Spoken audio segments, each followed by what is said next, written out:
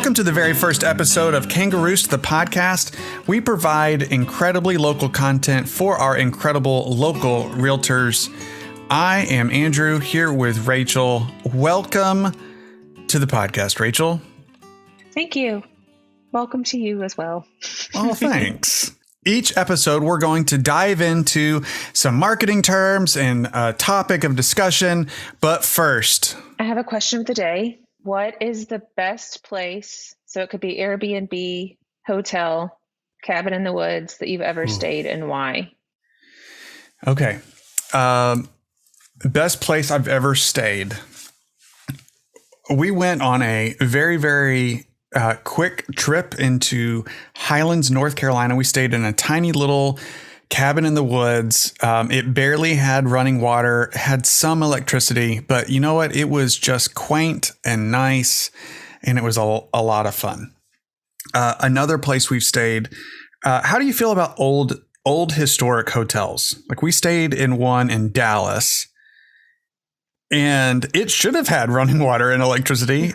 And I don't understand the mystique of old historic hotels. What do you think? I'm with you there. I think the lobbies in public spaces are generally beautiful. Right. But I think sometimes the rooms are disappointing. So we actually just stayed in one somewhere in Tennessee. I won't narrow it down to not give them a really bad name. But lobby was beautiful. Some of the staff was wonderful. We had some disappointing rooms, though. Like, they claimed it was renovated, but really, when you looked close, you're like, I'm not sure I'd say, like, paint is renovation. Yeah. So, I mean, we stayed. We slept fine. It could have been worse. We've definitely stayed worse places. But I think I'm good going to the bar in the hotel lobby and sleeping somewhere comfortable. I say that, and then one of the best places I've ever stayed, well, two. One is the Waldorf in New York. That was pretty great. The rooms were nice. And that's a historic hotel. And the other place is this little boutique hotel in New York City that I discovered once, and I don't remember how. I used to have to travel there a lot, and it's called The Sanctuary. The rooms are not big, but they're very comfortable. There's a great bar on top of the hotel, which is cool because you're in New York. The staff is really, really kind. It's just I've stayed several times and always had a good experience. And it's really close to like Times Square and everything, but it's sort of off on a side street, so you don't feel that it's that busy. But when I go to New York, that's usually where I stay now. Like, it feels like my own little place I found. Like a little sanctuary. I do love that you can disappear in a good way. You disappear in a good way and a bad way. Yeah, sure. In New York. Sure. Like, you can find those little nooks that are not as busy, not as touristy. Yeah, it's down the street, but you could walk around the corner and you're in the middle of Times Square. So That's it's right. nice, but you don't feel it when you're in your room. And it's actually really quiet. So that's a fun question of the day, Rachel. So you're welcome. Moving on to the 1-minute marketing term that we're going to hit every single episode. Today, the entire episode is going to be about personal brand, but let's define it. Define personal brand for us. Put simply, it's your public perceived persona. So how the public views you, it might reflect your experience or your role in a job or company, your expertise or competencies, but it's how you're perceived from people in the public. Yeah, that's great. So if we were to think about into pop culture, then who are some people that have really, really strong personal brands? Michael Jackson. Yeah. When I think of Michael Jackson, exactly. Yeah. You think of the moonwalk, or you think of how he leaned, or his white glove. You think about all the things that come to mind. That's quickly his brand. I'll throw out the Kardashians. They have shaped personal brands a whole lot. Yeah, they have. I think they've probably had a role in influencer marketing as well, but we'll save that for another day. It's, they definitely have influence. Everyone knows what you mean when you say it's a Kardashian thing or experience, or if you call someone a Kardashian, that automatically generates something in your mind as to how another person might be. Lots of vocal fry. Sure. Okay. Elon Musk. What do you think of? I mean, now maybe Twitter, but what did you used to think of? Yeah, Tesla or SpaceX or Solar City. I read his biography long ago, and I thought, man, I buy into what Elon is trying to do. I don't know if I buy into his companies, but I think what he's trying to do is interesting. So he's crafted this persona and mystique around who Elon is. But what I think is important to note is the thing that all of these people have in common is that they're pretty unapologetic about who they are. They don't care what you think of them. They're good, bad, ugly, but they have established a brand of who they are.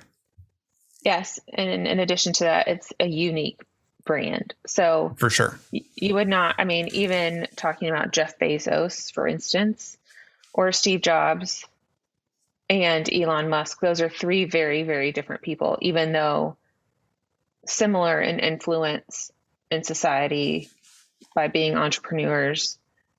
They're very wealthy. There are definitely little pieces of the pie that they all own and audiences that they all have that admire them that don't necessarily intersect. Right? Are you going to argue with me? No, I'm agreeing. I was even thinking, man, they're all in the same tech space as well. And yet whenever I think of Steve Jobs, I immediately think of design, and I think of simple, and I think of beauty. And Bezos is almost the antithesis of that. And so he's also, he's got his own personal brand for sure. For sure. How can we build a personal brand, and why is it important? People have to know you. So in order for you to come up in someone's mind as a solution to their problem, they have to know that, one, you're trustworthy, and two, that you have a solution at all. And so they can't know that if they don't know you. Right. So where we would say that happens for a lot of people now is online, whether we like that or not. I mean, there are obviously other places, but with the world that we live in now in social media, that is where most people go to discover or hear about people in general.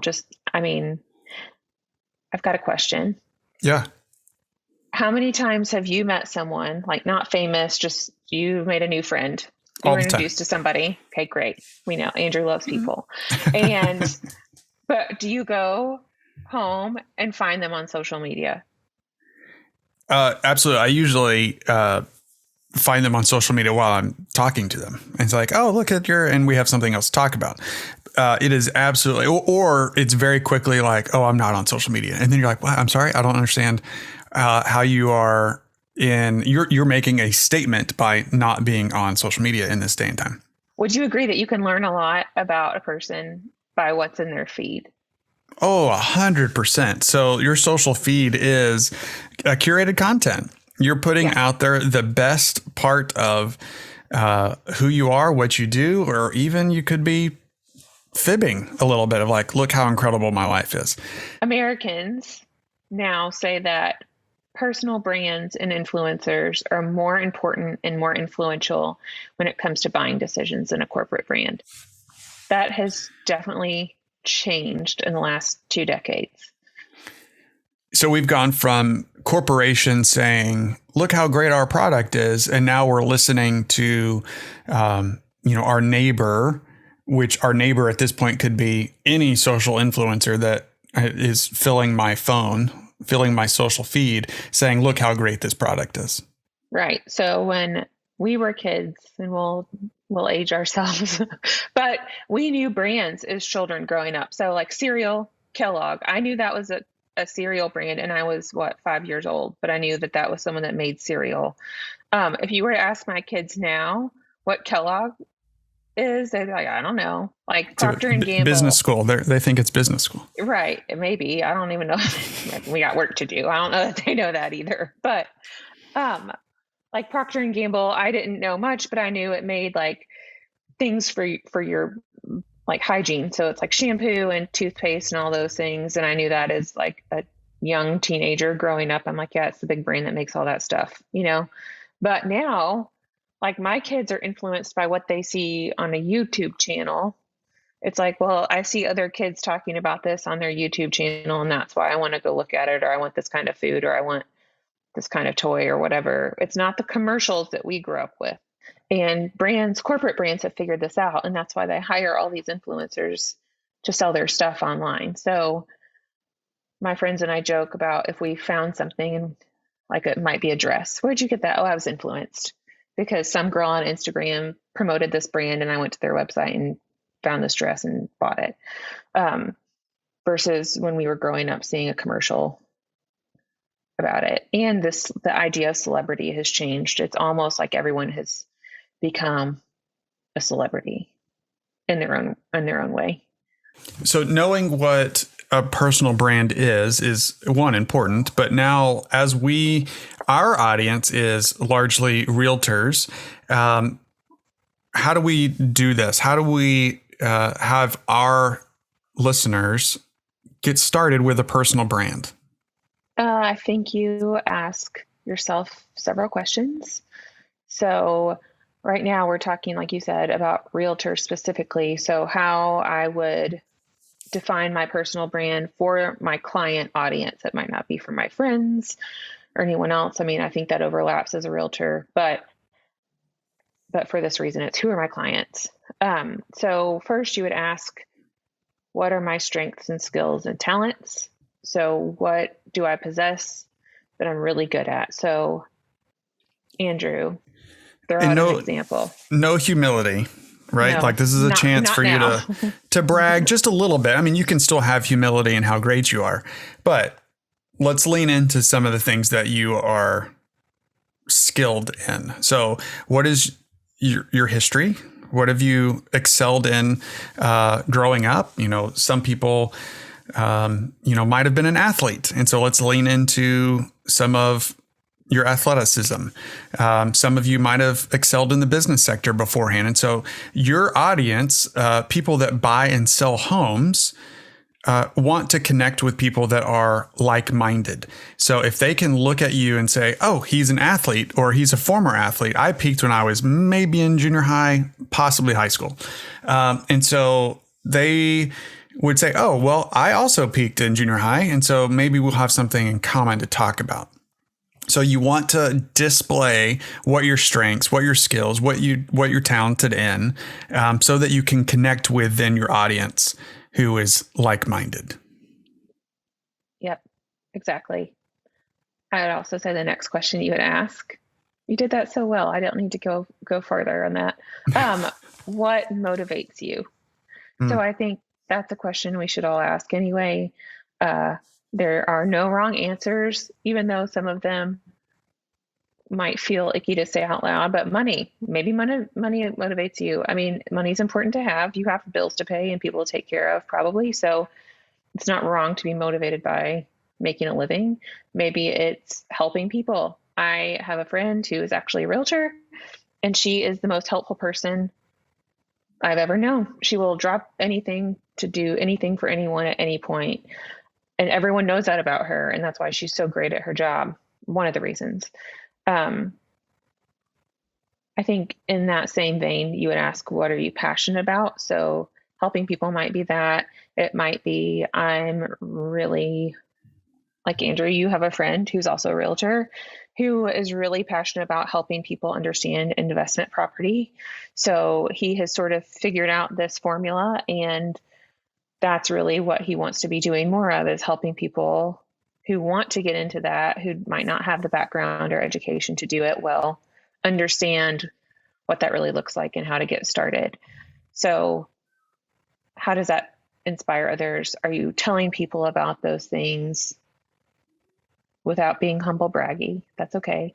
But if people see you doing it out in the wild, so to speak, that's a representation of your personal brand. If I am this particular friend of yours and I'm talking about how online I post a picture of my client who's just closed on their first investment property and I see that come up in your feed, then I'm going to say, oh, so and so helps people do that, especially if I see it repeated a few times over a course of months. When I think about going to buy my first investment property, I'm going to think about this man who I've seen help other people do that. So that's right. He calls them life-changing decisions. That's what he wants people to do, are life-changing decisions. And he's very intentional about how he displays that. And so, like you're saying, he wants other people to see these life-changing decisions, and then they also want to change their life. And so let's take it another step farther. How can we get competitive in this? How can we separate ourselves and be unique, maybe from our competitors? You just had lunch with or coffee with a friend who told you something about competitors, which was? I did. I think you could always say, you just had coffee with somebody, and that would be a fair statement. Competitors are out there. Competitors are fine. Don't worry about your competitors. There's plenty of work to go around. Exactly. It's good to be cognizant of your competitors and what their particular skill sets are, just because knowing that helps you know how to maybe communicate that you're different from them. But it doesn't mean that you're not going to be successful because they exist. That's right. You don't need to lose sleep. You don't need to be anxious or nervous that they exist, because there are a lot of realtors out there right now. And so comparison can absolutely be the thief of joy. But, let's have a proper perspective of how you are different than your competitors. Not that they are bad or better than you, but how can you just separate yourself a little bit? Right. So in our example of our two realtor friends that we've talked about, my friend is very helpful. She has done a lot with families who are going through really difficult times. So recently she's helped a client who is having some health scares and really needs to move into a different living situation. And she's sort of taken the ball and run it and really run everything for this client so that she doesn't have to worry about any of that. And she has another friend who's going through a divorce and helping her navigate that. So it's these big life-changing things that are happening to her clients that she wants to come in and help and remove some of that stress of what it's like to sell your house and find another one in this market, which we all know is nuts. And then this other friend that we had just talked about, your friend, like we said, investment property. So he's looking at people who have the money to do investments or want to figure out a way in order to make that happen because that's something they're interested in and see how that changes their family's trajectory. So those are two different niche groups that they're really trying to serve. Does that mean they'll never overlap? No. But does that change the way that they might communicate to a watching audience? Sure. They're all going to talk about some things that all realtors should know. I want to know that you know how to do the right paperwork and how to connect me with a lender and that you're organized and not going to drop the ball, because those are important things when we're buying a home. That you respond to my call. That you respond to my call or comment or email. Mm-hmm. Any of the ways that I can get a hold of you, it's really important. Faxing or paging. Yeah, that. I have a whole side story. I'm not going to take us there, but yes, maybe let's get away from fax machines, please. But so we've talked a little bit about our personal brand developing based off of skill set and strengths and what our passions are. We've talked a little bit about not worrying about our competitors so much, but just knowing how we differentiate between our competitors. I think it is super important, and you alluded to this a few times, of who are we trying to reach? Like, who is our audience needs to be very defined. Yeah, I agree. We have a couple of Kangaroos clients that do this really well. I think we have one member who is bilingual, and she really focuses on the Hispanic population that is either in town or moving to town, which is hugely important if English is not your first language and you're just moving to a new city. It is much easier to get information from someone that speaks your native language. It's easier to communicate. It's easier to understand what's happening. It's easier for her to have some sort of context of the culture from which they're coming. So if there's some, I don't know what it would be. I mean, like, to be really extreme, it's like we drive on a different side of the road here than we do in Europe. So like having that kind of knowledge to help the people who are moving to town is really helpful. They're like, oh, you don't go to the store for XYZ. You actually go to the doctor for that, or whatever that is. Those are things that she has in her back pocket that another realtor might not have. And that's not bad. It's just who she's able to serve really, really well and who she can focus in on as her audience. We've talked about investment property. That's a whole different kind of buying strategy. So I'd want to know, I don't know that I would necessarily use the same realtor I would as if I were just trying to sell my home and buy a new one that was going to be my primary residence. Maybe it's an age group. Maybe it's I'm a first time home buyer. That's who I concentrate on because I've learned all these tips and tricks and I've done it really well. And I know how to navigate the crazy and get an offer accepted. And so I'm going to tell the watching people that I've done that over and over again the last year. And so if you're trying to buy your first home, I can help you do that. Or maybe it's someone that you don't want first time home buyers. You're like, listen, I'm a luxury property person. Like, I know how to get into these neighborhoods. I know everything you need to know. I need the custom builders you need to talk to, XYZ. But those are all things that differentiate you. Yeah, and the level of hand-holding it takes between a first-time home buyer and somebody that has bought and sold 15, 20 properties, like that, the level of knowledge is dramatically different. So after you've identified your audience, you've identified how you're going to build your personal brand, let's talk about reputation. Like, that is what you hold. You hold it so dearly. Yeah. And that comes into play pretty much anywhere anyone can see you. So that's meetings you have at your office, because there might be points of time where one realtor says, this client is not a good fit for me, but is a great fit for Andrew. Like, I'm going to send Andrew this client because they're going to connect and he's going to help them navigate whatever issue it is that I've never really done, or I'm not going to be able to serve them really well. It's with previous clients. So if you've done a really great job in this particular neighborhood, for instance, then when a neighbor decides to list their house and they've talked to their friend who just bought with you, your name's going to come up and they're going to refer these people to them. Maybe it's how you present yourself online. I know that tends to be where we park the most, just because that's how Kangaroo serves our realtor group, but it is really important the way that you portray yourself online. If I'm just seeing one type of content over and over and over, then I might not necessarily know that you're able to serve me in some certain way that you're actually very capable of, but I don't have a way of seeing that otherwise. Yeah. Like, whenever I look for pretty much anything, I'm looking for experts. Right. And so I'm looking for experts on whatever product, whatever I'm searching for at the time. And I want to know what real people, their reviews of it. And you can be both of those things. You can be the real person that is also an expert. And that's where Kangaroos comes in really nicely, is that we are providing a lot of great content for you to be the expert on your local city. So remember that all of social media is a really long game. Like, this is a thing that is never ending and is not a quick fix. But how do you become the expert in things? It takes a long time. And to show it off to people, it takes a long time. Yeah, I think it's really easy for everyone to declare themselves an expert in pretty much anything now, because we have like the doctorate of YouTube. We can research anything. My husband has a YouTube doctorate. If we need something done, he's like, oh, there's a YouTube video for that. And he'll go watch it.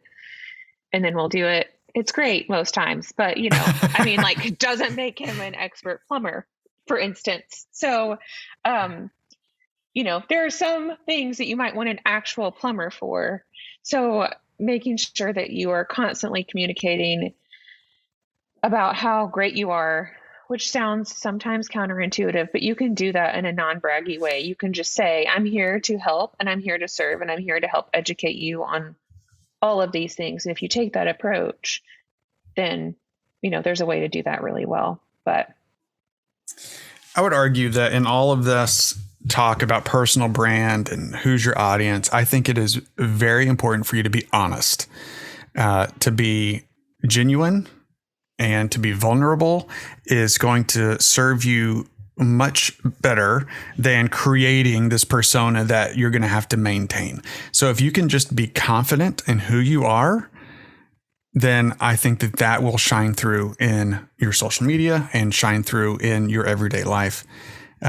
While we should always be trying to better ourselves and trying to improve, I think that you can be real honest. You can be real honest. Agreed. Being transparent in that way and being truthful in that way is going to pay off in the long run. People can see through things pretty quick, like the cracks will form. So if that's not really who you are, you will be found out at some point, but honestly, that's not why you'd want people to be drawn to you anyway. You want people to be drawn to you for you and all the things that you really do have to offer. And everyone has something. Everyone has something. That's right. Rachel, talk to me about your favorite local restaurant. What's your current? Do you have a favorite current spot in the Nashville area? Because that's where we are right now. We're in the Nashville area. There are so many in Nashville. And every time I think I've found a favorite, I go somewhere else and I think, is this my new favorite? But currently I've been to Sadie's off of Music Row a couple times. I've already told Andrew this, so it feels like I'm repeating myself, but for the sake of everyone new here, it's kind of feminine in the way that it's decorated, but the food is delicious. So I wouldn't say men don't go. I just want to manage some expectations that it's going to be kind of really pretty. It's really pretty inside and maybe a little girly. But for the bachelorette party, for instance, or wedding shower that doesn't want to ride a party bus down Broadway and wants a classier option, no offense to people who do that, the locals just don't like getting stuck behind you. You might find this a better option. Really good food, Mediterranean style, really great drinks, really nice staff. And it's always busy, but I've never had to wait a super long time. So I feel like a good mix to strike. Maybe people just don't know about it yet, and that has changed. But the times that I've been able to get in, but it's not like I'm the only person there. Our current favorite spot, it's delicious. Hear that, but it's not necessarily new, but I would say it's our favorite because anytime we say, should we have anything else or should we just go to North Italia? You could have any other option or North Italia. And we're like, man, yeah, I just kind of want North Italia again. It's Italian. It's wonderful. It is so good. It's so good.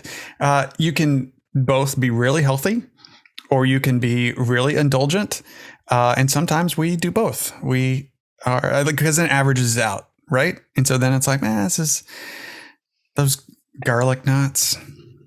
Everything in moderation, I say. I don't know what magic cheese they pour on those pieces of bread, but man, it's delicious. It's one of our favorite places, hands down. Free advertising for North Italia right there. Stamp of Andrew's approval. Bam. And that's what you're going to have for dinner, right? Likely, yes. Yeah. Now that you've talked about it. Well, Rachel, thank you so much. Episode 1 in the books. We are Kangaroost, the podcast. We provide incredibly local content for our incredible local realtors here in the Nashville area and expanding nationwide. We'll see you next time.